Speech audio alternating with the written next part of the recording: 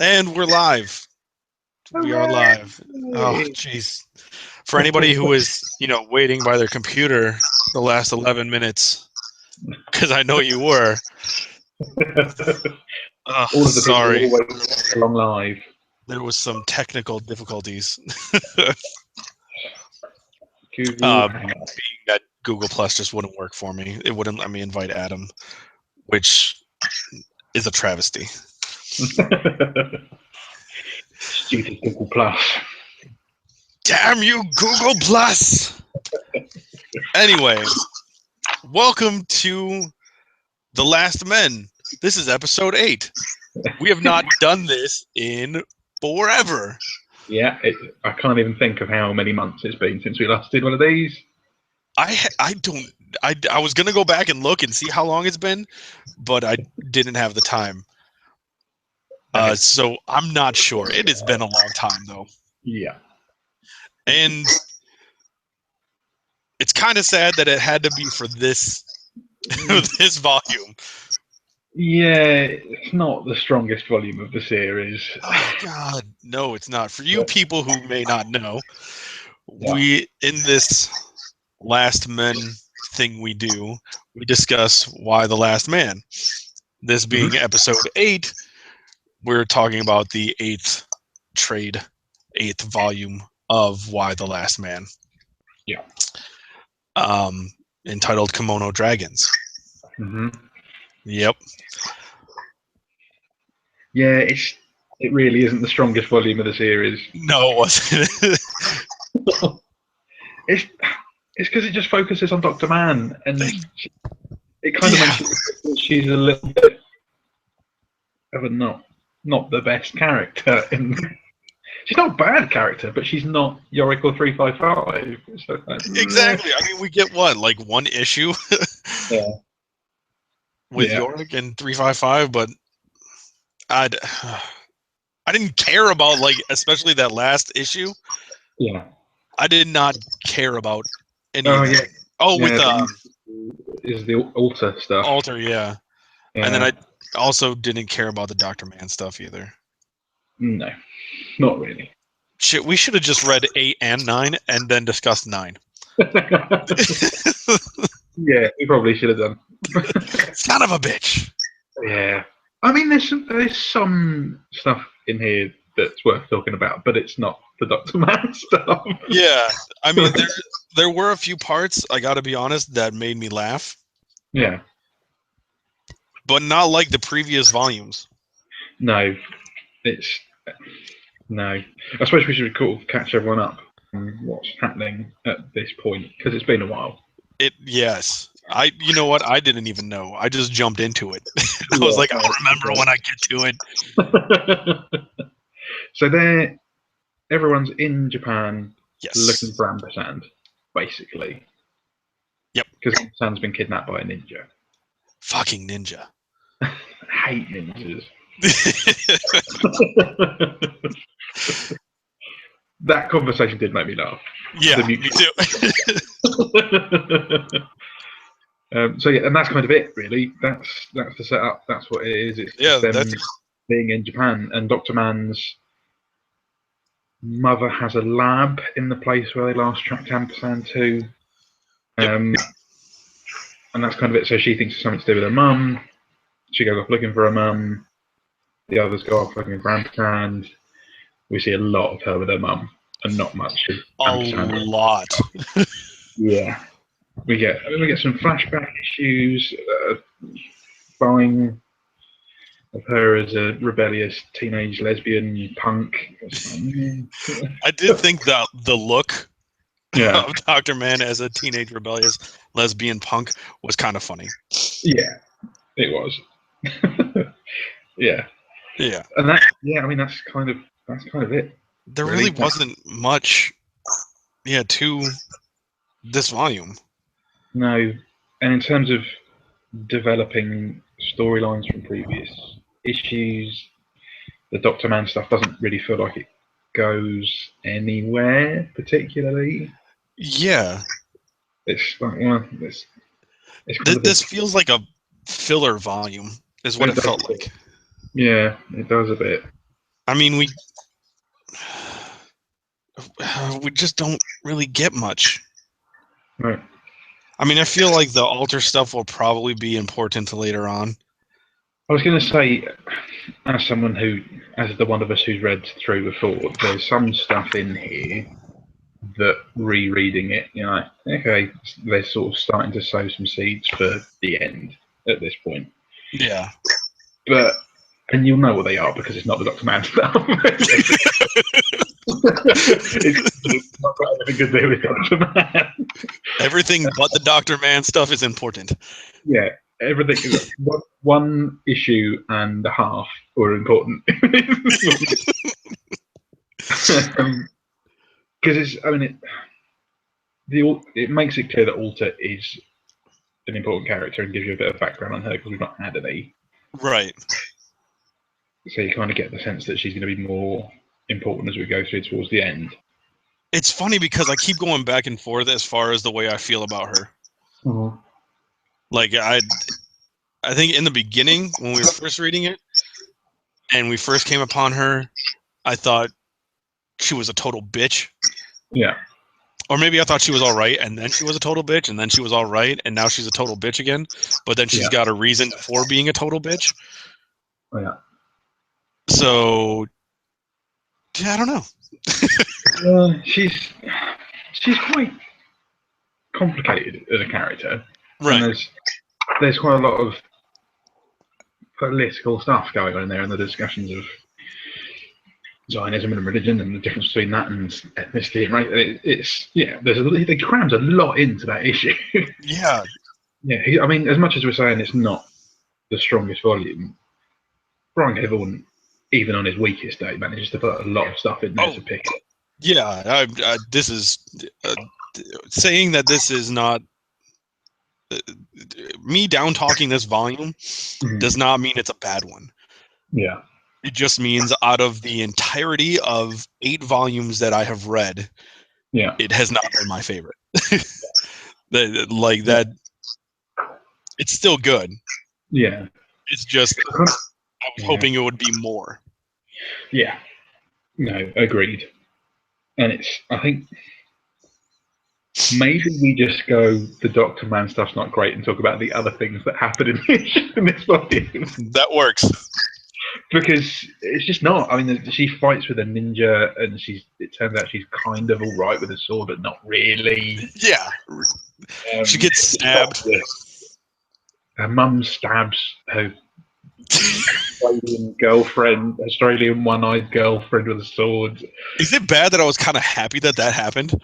No, because I was having a similar conversation with John yesterday about when writers write accents, and it just doesn't work very well. And it's terrible. The accent on that girl is so annoying.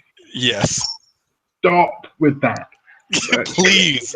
As soon as she stopped talking because she'd been stabbed through the stomach with a samurai sword, like, oh my god! It's like, oh wow, okay, that's a lot better. Yeah, I can carry on reading this now. The noise in my head wasn't as evil. And then you compare the way that she sounds with one of my favourite characters who comes back in this for only one page, the Russian soldier whose name I can never remember. She turns up, and the way she talks is amazing. Right. Absolutely amazing. What was it she says? Be frozen. The first thing she says. And so, yeah, there's other bits that happen. Yeah. That kind of progress little bits of story. The main thing with this is Yorick and 355 getting closer. Yes. They have some conversations in here that make it clear that they're becoming much more than just the annoying little brother and their older sister taking care of him.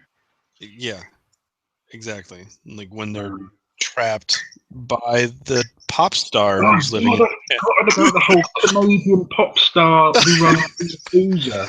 I just totally flipped through the page. I was like, "Oh shit, that happened!" Yeah, so there's this Canadian pop star who is now in charge of the Japanese Yakuza. Yeah, that happened. That's the thing in this.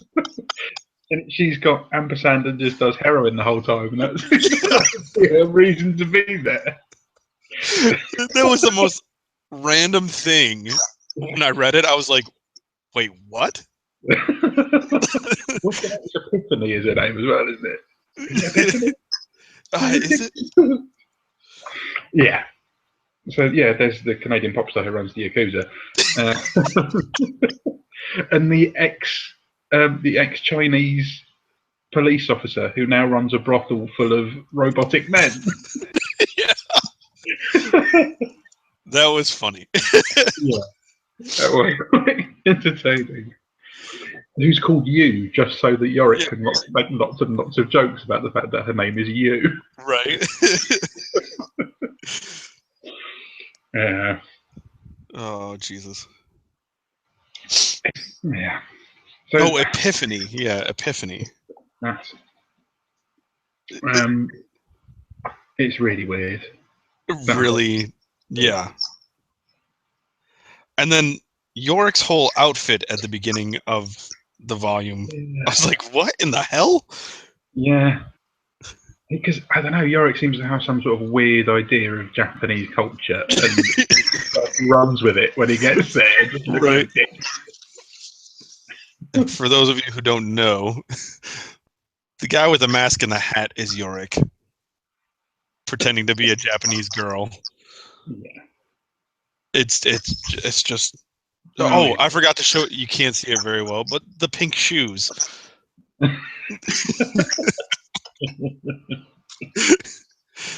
Yeah. Oh, Yorick. Yep. So there's, I suppose, one of the other things with the Doctor Man and the ninja stuff is there's this suggestion of her father's involvement in things as well, and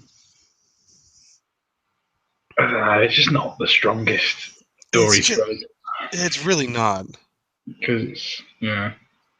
And in a way, it's up until this volume, I was fine with Doctor Man. It being the three of them, it worked. Yeah. But then you realise she kind of is just on the outside of that relationship with 355 and Yorick and doesn't really matter all that much. Yeah. So even though it feels like this volume was set up to make you have more interest and knowledge of who she is, it makes it a bit more obvious that she's not really that interesting. And yeah, I was gonna say, then it makes you lose interest in her completely. Yeah, it backfires horribly a little bit. Yeah. Yeah. Let's talk about other stuff then, because it's more interesting. Let's do that. So we get a nice conversation fairly early on between 355 and Yorick about what it is that means you're kind of you found a soulmate, someone that you can be with. And Yorick has this theory that it's not about shared interests or shared likes; it's all about shared hatred. Exactly. If you hate the same stuff, then you're fine together. And then goes through a great list of things. We'll get 355 to come up with a list of things that she hates, all of which he agrees with. Women who smoke clove cigarettes. People who send food back. And obviously fucking ninjas. And fucking ninjas. See, now you guys watching get the joke from earlier when I said fucking ninjas, and Adam said he hates ninjas. So you get it. It's funny. There you go. You just have to wait. There you go.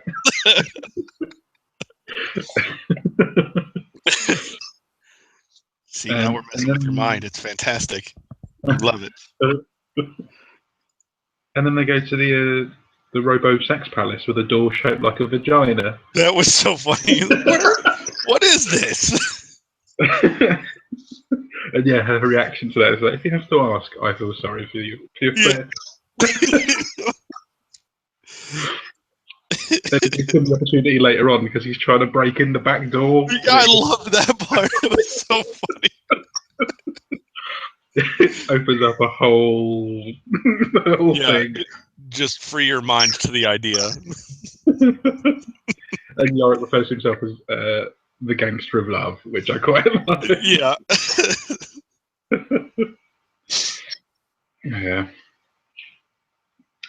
And that's kind of it for them. Yeah. For ages. Yeah, it really was. They break in, they find a man bot, and that's it. Yeah. Well, then they get attacked by you. Yes, that's true.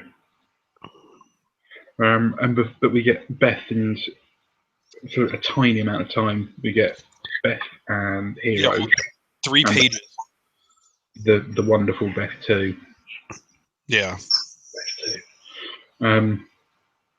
And Natalia, the crazy Russian. What's it she says? One small step and I'm executing both your faces. Yeah. Yeah. She's amazing.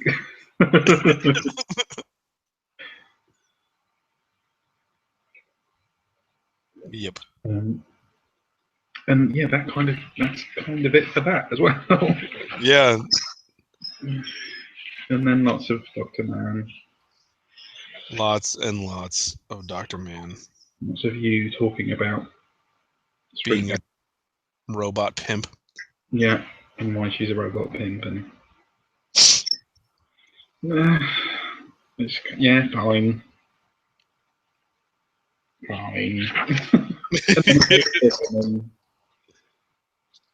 And he's wanted to chop off your ampersand's penis for a while, but then isn't. Yeah, that was just mean. I felt so bad for him. Like, you cannot chop off ampersand's penis. Right, that's just mean. Yeah. You don't chop off anyone's penis. Well, maybe a tiger's, apparently. Yeah. How would you... I don't know how you go about chopping off a tiger's penis. I have no idea. That's got to be the most dangerous job in the world, the guy who chopped off the tiger penises. I would not want to be that person. No. It just seems... yeah, it's bad. Oh my god, I forgot that we got the flashback to the president in the USA. Oh, yeah. I forgot about that, too, because it was forgettable. Yeah. And Yorick's mum's dead? And I'm Yeah. thinking, did we see that before? I can't even remember. I think we did at the end of the last volume. Yeah, I think we did. Do we know who shot her? I can't even remember. I thought it was the ninja. Was it the ninja? Or, no, Alter. Was it Alter? Yeah, it was Alter, I'm pretty sure. That would make sense. I don't know. So yeah, there's that, and that's the small thing. Yeah. There's a couple of pages. And then we get more Dr. Man. And more Dr. Man. And more Dr. Man and her mom. They kind of flick between different stories quite a lot, but it just felt very Dr. Man heavy. Yeah. Like, as I'm looking, I'm seeing actually a lot of you. Yeah. And 355. And 355 being amazing as usual. Of course. Except for, not killing a little girl. Only because she ran out of bullets. Exactly. She was perfectly happy to shoot that little girl in the face, but she ran out of bullets. Yeah. And then we get into that a little bit later, too.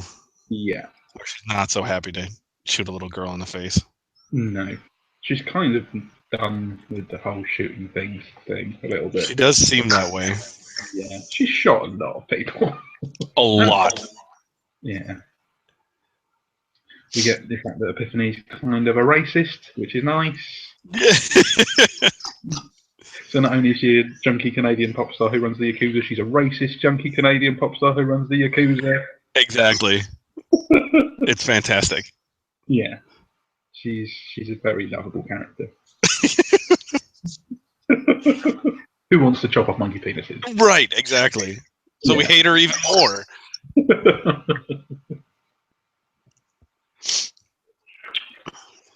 And then, then we get this scene in this hotel room.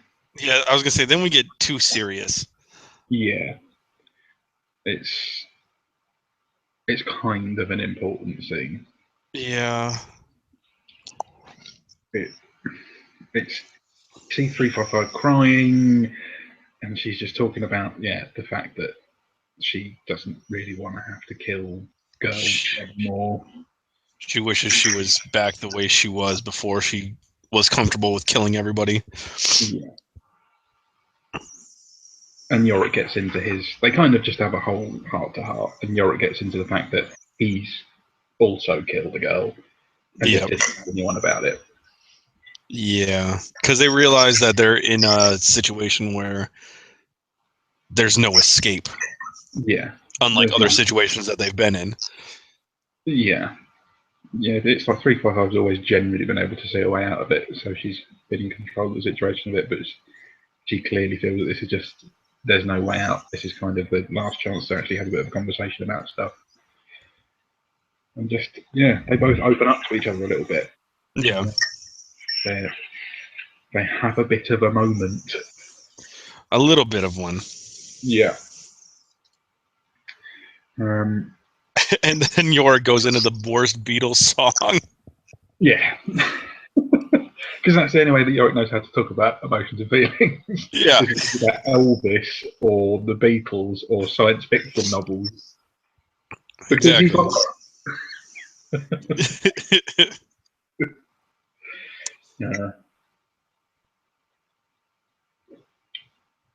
Yeah. yeah, Yoko conversation. Yeah. Be weird. Yeah, very. Yeah, odd. Yeah. But he tells her all about what's happened with Beth and with killing, and they talk about the many Beths, and they Yeah. talk about sadomasochist therapy session that he went. Yeah. Yeah, Yeah. I remember that. yeah, that was the thing as That well. was a thing.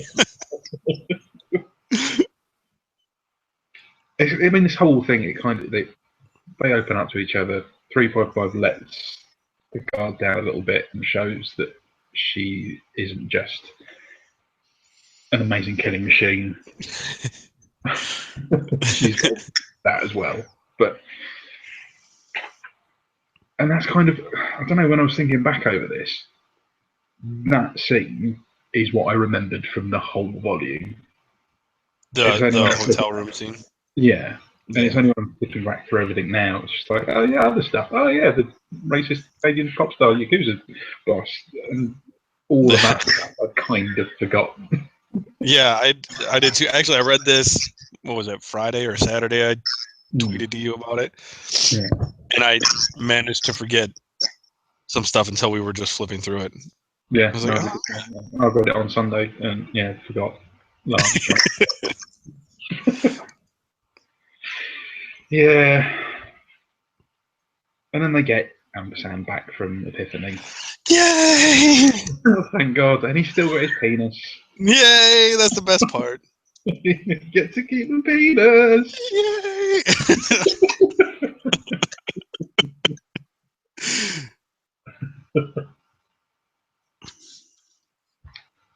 And yeah, that's kind of it.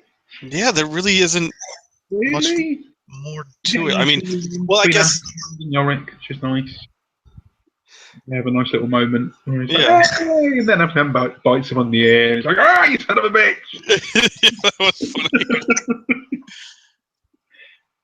That's after you made the Yakuza turn on Epiphany. Yes, so that's how they got them. Yeah, that's how they got free. Yeah. Because you was pretty awesome. Yeah, she basically just transmitted Epiphany being a massive racist again through her robot sex machine downstairs that has a speaker for some reason. Right. That's really useful for a sex bot. I don't know. Right. You could use it like a speaker for your stereo. Because why not? Yeah, exactly. Just Sex bot combine all stereo those. sound. Yeah, that's what Apple would do if they made a sex bot. You'd be able to plug in your stereo to it. You'd be able to. You just It's true. download directly onto the sex bot. You could charge your phone on it. Yeah. Just plug. No. Yeah, let's not think about USB.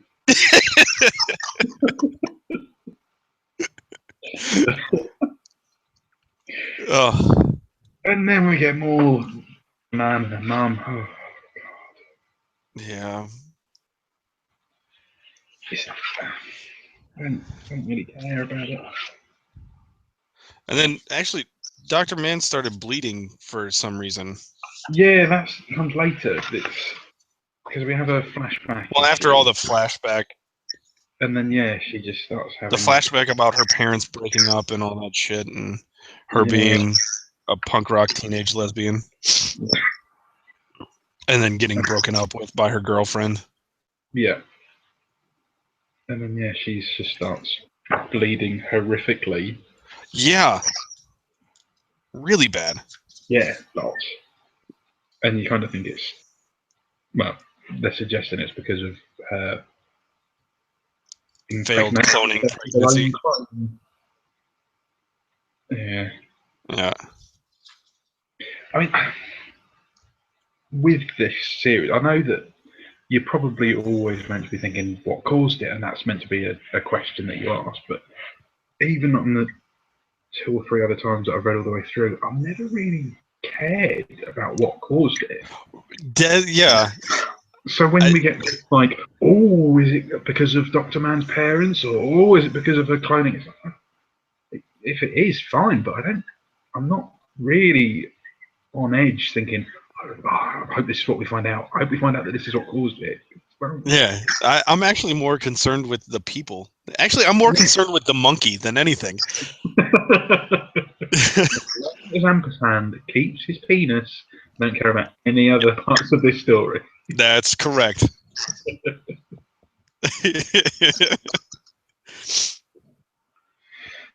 And then we get the whole altar stuff. Alter and army of Israeli soldiers attacking the base where they've got the little Russian baby. The little Russian baby and the twin scientists, and right, holding them ransom and kind of, well, not even holding them ransom, just trying to find out where Yorik's gone. Yeah. And just, generally being a bit horrible. But then you get all the flashback stuff. And then you're like, oh, that's why she's such a bitch. Yeah. But then it is clever because it kind of, it spins it quite late on. They're just like, oh, her sister was killed by Arab soldiers, or that's what she's always said. But then you find out that's not the case at all. And actually she was very, not left wing, but she was very pro Arab rights and various other things that are completely at odds with everything that Alta's ever said. And that Alta just decided she was going to go to the army. I couldn't even think why. Because she's just like, no, the whole situation is messed up. So I'm just going to go into the army and decide that this is what I'm going to do. So you do I do like that they give you all of this suggestion that there's an emotional reason behind why she's doing it, because a little boy said he was going to meet her by a tree, and then he didn't meet her by a tree, and then she finishes her story, and it's clear that a lot of it isn't necessarily what she said it was. And I do like his reaction to it, just, you're a fucking lunatic. You are just mental. You just snapped at some point and decided you were going to become the most hardcore militant Israeli soldier you could be. Right. Okay.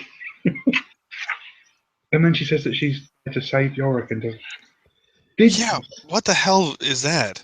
I don't know. In that picture, I was like, what? What is that? I don't think I've seen that. I don't know what. I feel like that's meant to make me go, oh, but it really didn't. Yeah, I don't understand it either. No. It's a picture of people killing each other. Yeah, but that's got to do with her saving Yorick. I'm not sure. Yeah. Really? I'm his savior, showing a picture of women killing each other. Why? This is me killing a load of people. Yeah. Wouldn't really suggest you're much of a savior. Not at all. No. But it kind of shows that she's super hardcore dedicated to some idea she's got in her head that doesn't really relate to any anything in any way that anyone else sees it. At all. No. She's just going to do what she thinks she needs to do. Doesn't really matter who's telling her to do it, or if anyone's telling her to do it, or why she's doing it. She's just decided she's going to do it because she's a fucking lunatic. She is, yes, 100% crazy.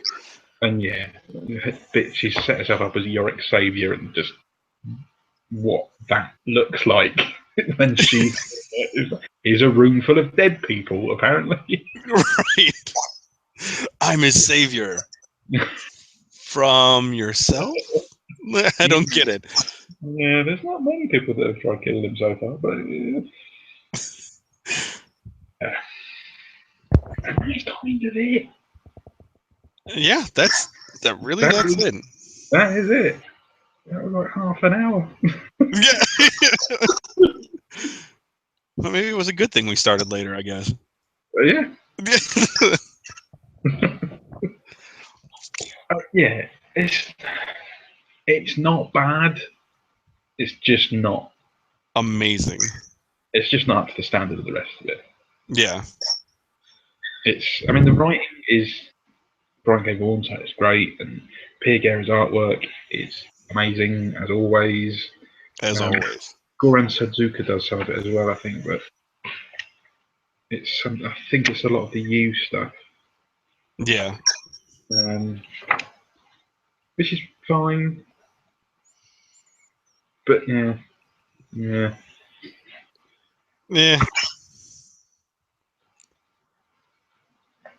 Let's just stick to the fact that Ampersand still has his penis. There we go. And Yorick have had a nice little conversation. And she touched his hair. Oh. There's a moment and she touched his hair. Yeah. Yep. But there's still a ninja roaming about the place. Stabbing people. Yeah. Chopping people. He just chopped a woman's head off early on. Yeah. A woman who's got a monkey, so she just chops her head off because she's got a monkey. That was pretty crazy. Because she's lost three. Oh my god. So she's tracked down anyone in Japan who's got any monkey. Maybe any monkey, and just chops all their heads off. It's like, you have a monkey. Shink. Yep, head clean off. Oh, damn it. It's a girl monkey. Never mind. On to the next one. Yeah, and then she gets a phone call from whoever it is who's her boss, saying you have to use more extreme measures. She's just chopped that woman's head off. Yeah. How much more extreme do you get than just when you're saying hello, chopping someone's head off? Right.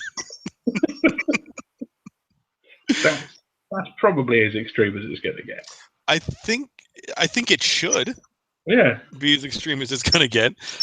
I can't necessarily say that it is as extreme as it's going to get. No. I suppose they could get worse. I don't know how. No, I don't really know what she'd have to do to up the extremity of her.